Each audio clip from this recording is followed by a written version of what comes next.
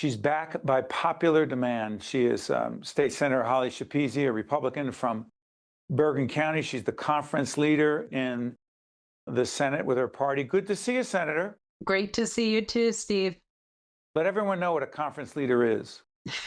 So essentially, I'm the one who gets tasked during budget season and voting sessions when we get a data dump of 100 new bills, a budget nobody's ever seen, over 1,000 pages of reading material on a Sunday night for a voting session on Monday, to actually read through everything, sit with my caucus, and try to cogently explain what it is we're voting on.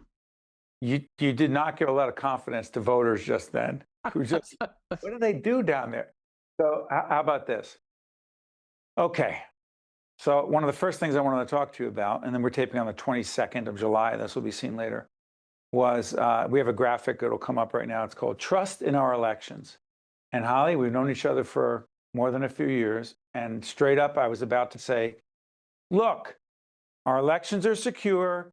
Senator Schepisi is going to reaffirm that our elections are secure, no election was stolen, and that we need to have confidence in our elections. And then I look today, this is the New York Post. It's got a great sports section, but it could be the Post, Wall Street Journal, New York Times.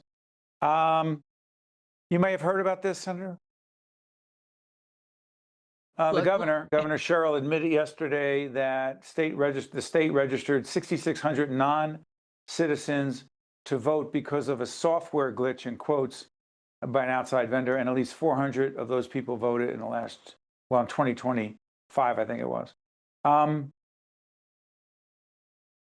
Senator, A, are you surprised?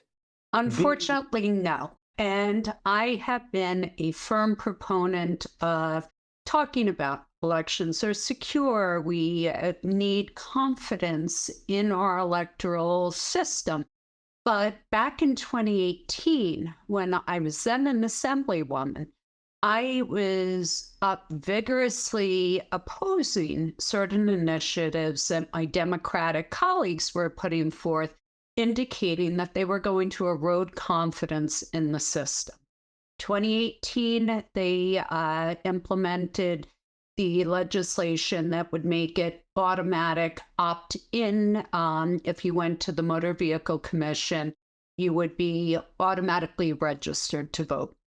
In 2019, right around Christmas, they decided to move forward with an additional proposal allowing everybody who was an undocumented resident of New Jersey to get driver's licenses. I went back and I checked my own Facebook posts. I looked at speeches I gave at that time, and it is literally foretelling the future of where we are today. The way that those bills were implemented, there were no checks and balances, and Checks and balances on what, Senator? No checks and balances on ensuring that only citizens were in fact voting. So for any of my Democratic colleagues to express awe or, oh my God, how did this happen? It's garbage, because the system was done in such a fashion as to ensure that we did not have that ability. Yes, 6,600 people were identified thus far due to this software glitch. The vendor is now pushing back, issued a statement last night and said, no, this is firmly on the state of New Jersey. But out of those 6,600 that they identified, these are people who affirmatively indicated and checked off, no, I am not eligible to vote. We have had... Because I'm not a citizen. And because I'm not a citizen. And yet, somehow, after affirmatively indicating that they weren't eligible to vote, not only did they get put on voter rolls, but we know of approximately 400, which is about 8% of those who affirmatively said, I am not eligible to vote, that cast a vote nevertheless. We have had conservatively, in the first 3 months after the law got passed, allowing undocumented to get driver's licenses in New Jersey, we had over 100,000 people who applied and came in for driver's licenses who were undocumented residents of this state. And that was, what, 5 years ago? We You're have saying do the no math. I don't want to answer for you, but Senator, you're saying do the math. You do think the it's much higher. You think it's much higher. it is unequivocally much higher. And just assume that we take a number of 250,000.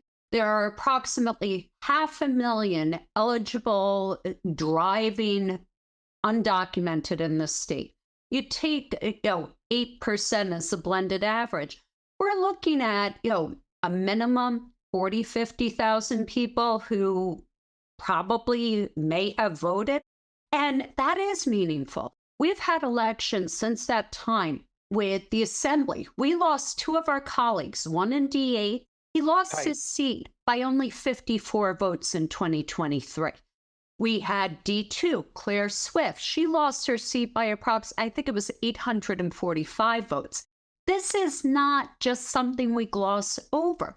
This is something that we need to be open and transparent about. We need bipartisan, sitting down with our Absolutely. election officials. But Senator, here's the other side of it. Anyone who tries to defend this, explain it away, it's not credible. However, the president, the leader of the Republican Party, the leader of our country, is arguing in many ways for the federal government to take over elections. See what happened in New Jersey? It proves my point. And I know that I respectfully, sorry. Respect, you can disagree, but I'm not saying what I think.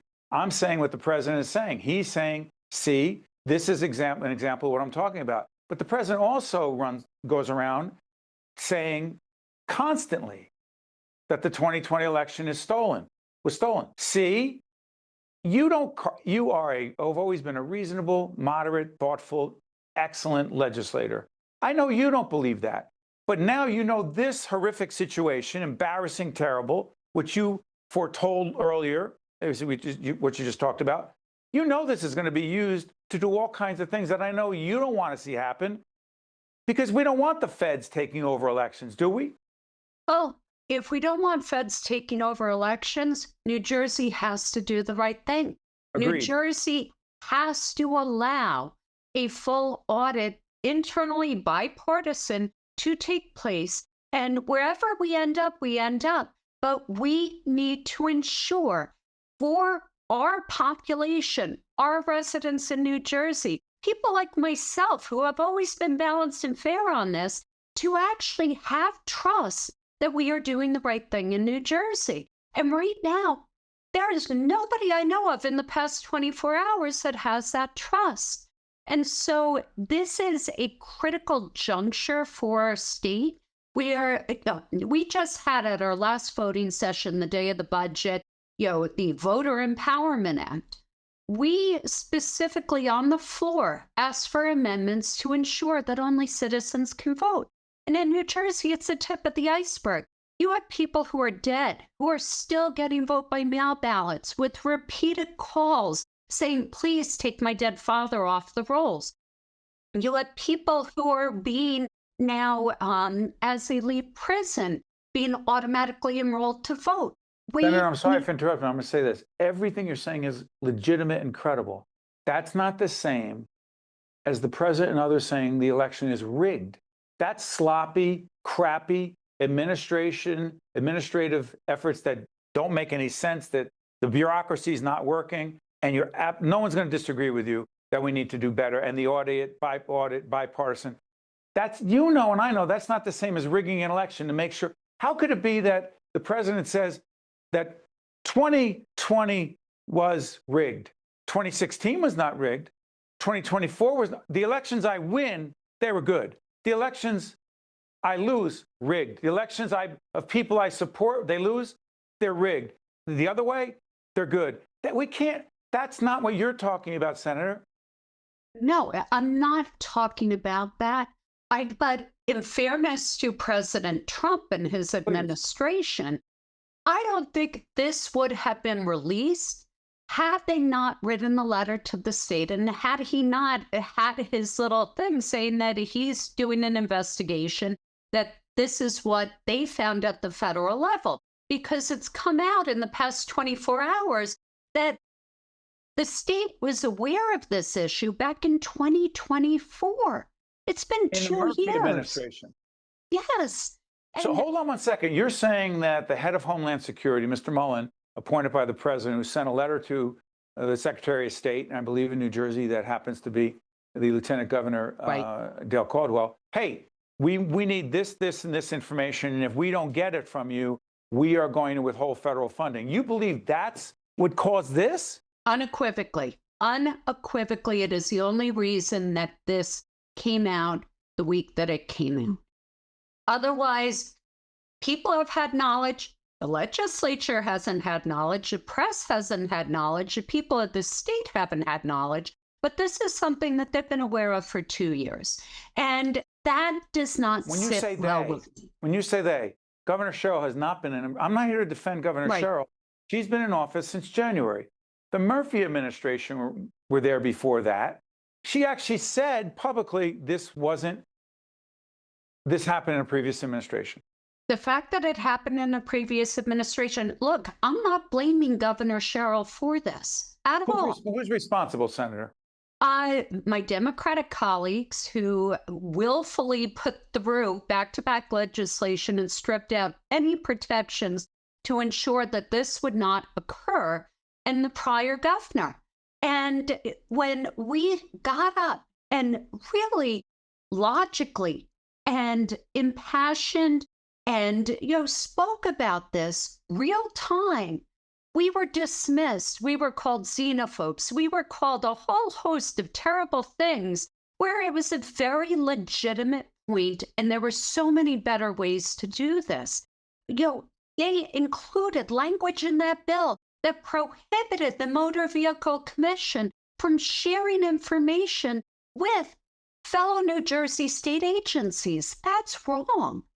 Senator, there's so many other issues we need to talk to you about, and I want to Yes. apologize to our audience for making this all about trust or lack of trust in our Right. election process. That is State Senator Holly Schepisi, the conference leader. Holly, I want to thank you so much for joining us, Senator.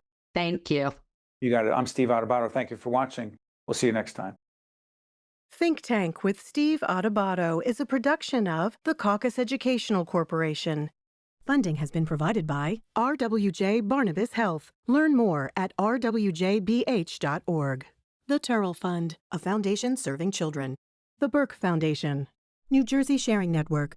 Operating Engineers, Local 825. New Brunswick Development Corporation. Eastern Atlantic States Regional Council of Carpenters. IBEW Local 102. The Port Authority of New York and New Jersey. And by these public-spirited organizations, individuals, and associations committed to informing New Jersey citizens about the important issues facing the Garden State.